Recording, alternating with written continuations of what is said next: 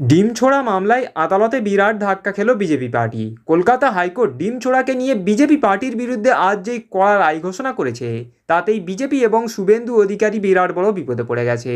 তো চলুন এই ভিডিওটি ধৈর্য ধরে শেষ পর্যন্ত দেখুন যে কলকাতা হাইকোর্ট ডিম ছোড়া মামলাকে নিয়ে আজ ঠিক কী কড়া পদক্ষেপের কথা ঘোষণা করলো, তাতে বিজেপি পার্টি এবং বিজেপি সরকার এখন কত বড় বিপদে পড়ে গেছে। কলকাতা হাইকোর্টের রায়টি ধৈর্য ধরে শেষ পর্যন্ত দেখলেই প্রমাণ পেয়ে যাবেন। ডিম থেরাপি নিয়ে কলকাতা হাইকোর্টে জনস্বার্থ মামলা। সেই জনস্বার্থ মামলায় সরকার কি পদক্ষেপ গ্রহণ করেছে এ বিষয়ে রাজ্যের সরকারের কাছে রিপোর্ট তলব করলেন ভারপ্রাপ্ত প্রধান বিচারপতি ডিভিশন বেঞ্চ। ভারপ্রাপ্ত প্রধান বিচারপতি তপব্রত চক্রবর্তী রাজ্যের আইনজীবীর উদ্দেশ্যে মন্তব্য করেন যে এ বিষয়ে রাজ্য সরকার কি পদক্ষেপ গ্রহণ করেছে।